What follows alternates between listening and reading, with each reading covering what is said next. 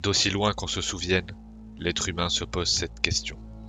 Depuis que nous sommes capables de penser, communiquer et nous émerveiller, nous nous intéressons à notre voûte céleste.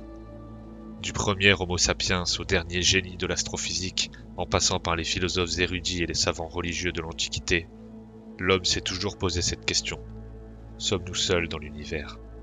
Y a-t-il une vie ailleurs dans notre système solaire ou notre galaxie ?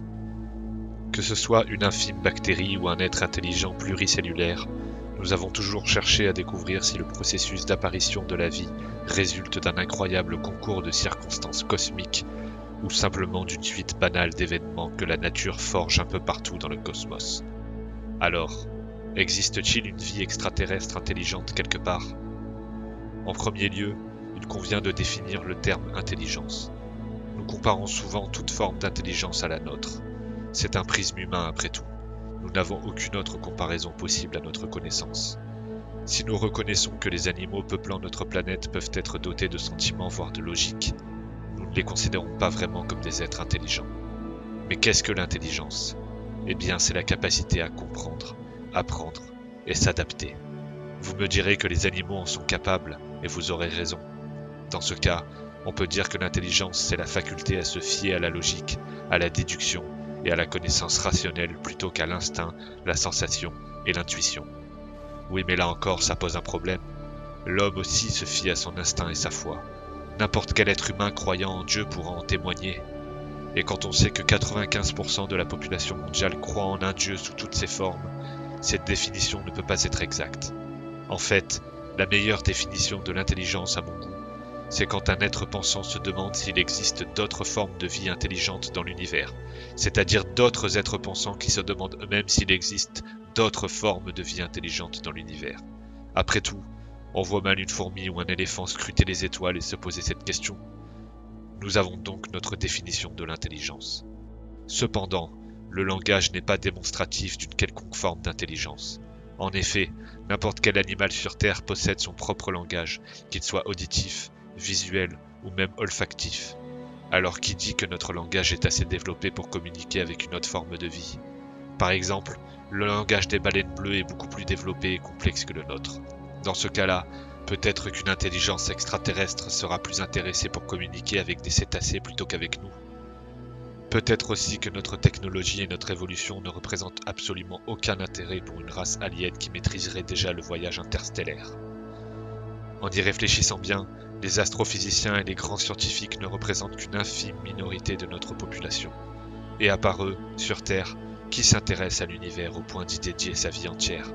Quasiment personne.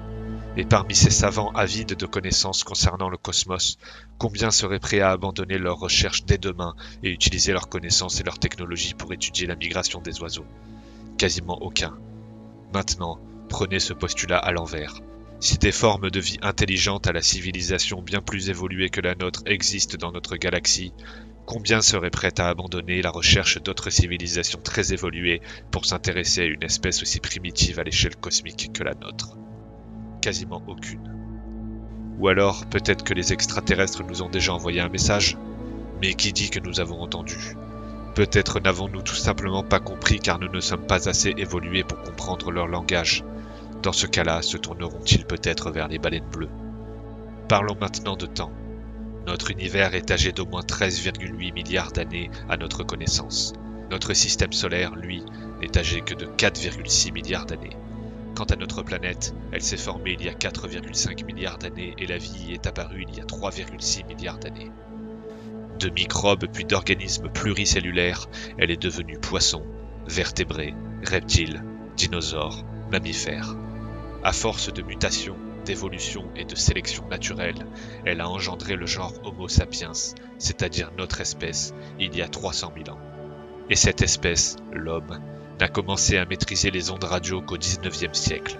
Cela veut dire que nous ne sommes capables de communiquer avec l'espace lointain que depuis un siècle. Cela veut aussi dire qu'il s'est passé 4,5 milliards d'années où personne n'était présent sur Terre pour répondre aux appels de potentiels extraterrestres. Dans le sens inverse, cela fonctionne aussi.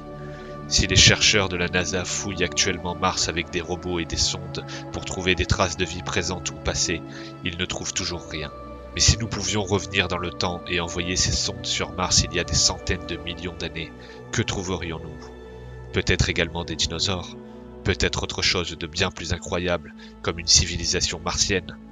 Mais la planète rouge a perdu son champ électromagnétique et donc son atmosphère, soufflée par les vents solaires il y a très longtemps.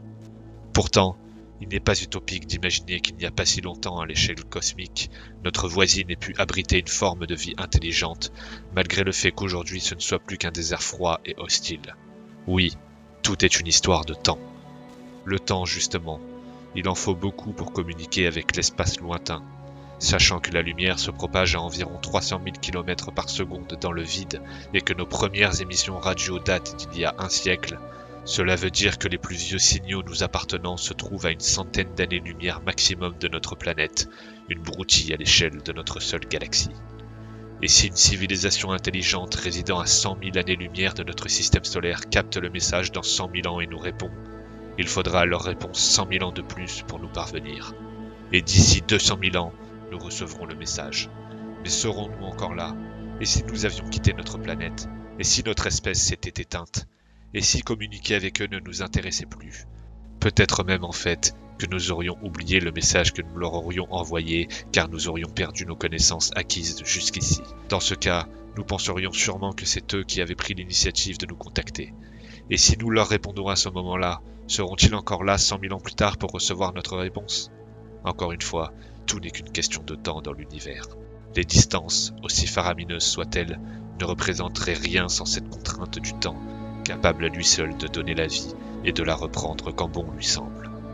La plupart des étoiles de notre galaxie accueillent en moyenne 2 planètes dans son orbite. Ces planètes ont pour la plupart une ou plusieurs lunes. Il y a même des lunes qui orbitent autour d'autres lunes. Sachant qu'il y a environ 200 milliards d'étoiles seulement dans notre galaxie, cela veut dire qu'il y a au moins 400 milliards de planètes dans la Voie lactée, et probablement 2 ou 3 fois plus de lunes. Si seulement 1 milliardième des corps stellaires de notre galaxie abrite la vie, il pourrait y avoir plusieurs milliers de coins habités à l'intérieur de la Voie lactée. Mais la Voie lactée n'est qu'une galaxie parmi des centaines de milliards d'autres. De quoi donner le vertige. Alors, pourquoi n'avons-nous jamais reçu un seul message de la part de nos voisins de l'espace? Eh bien, parce que la vie ne se développe pas si facilement. Prenons la Terre. Elle possède tout ce qu'il faut pour créer des organismes complexes et les garder en vie.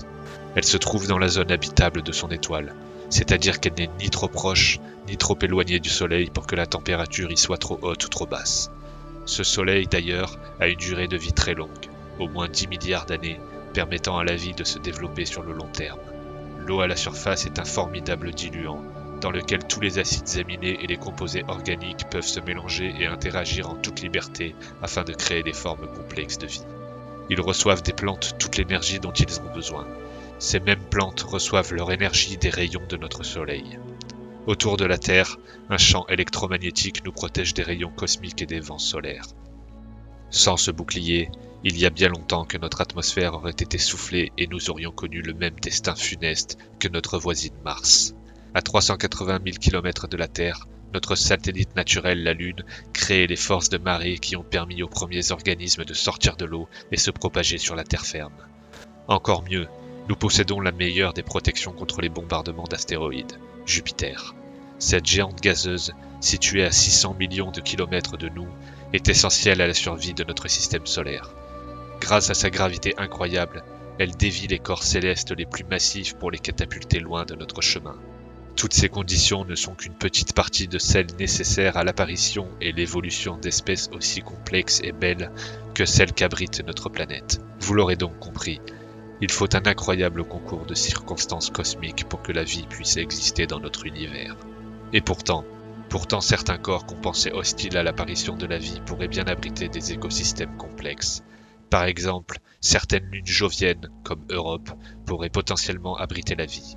Sous son manteau de glace épais de plusieurs dizaines de kilomètres, cette lune de Jupiter abriterait un océan liquide et salé qui comporterait 3 fois plus d'eau que la Terre. Les forces de marée gigantesques exercées par l'influence gravitationnelle de Jupiter confient à cette petite boule de glace une activité cryovolcanique étonnante qui permet d'expulser hors de sa croûte glacée des geysers d'eau de plusieurs centaines de mètres d'altitude. Mieux encore, hormis la Terre, Europe semblerait être la seule à posséder un océan liquide en contact permanent et direct avec de la roche. Mais ce n'est pas le seul corps à posséder un océan liquide piégé sous une couche de glace.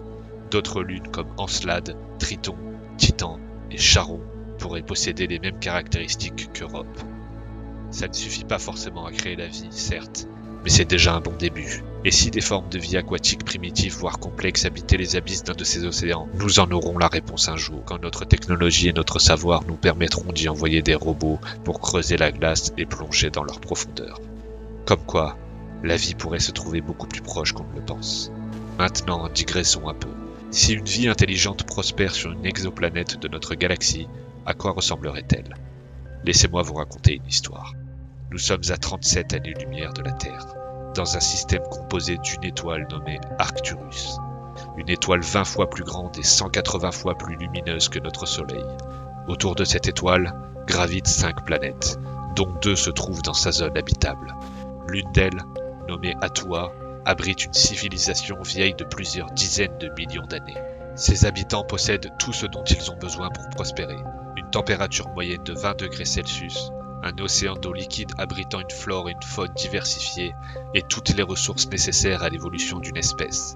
Oui, mais voilà, Arcturus se meurt, et bientôt cette étoile rouge se transformera en géante rouge, annihilant toute vie dans son système.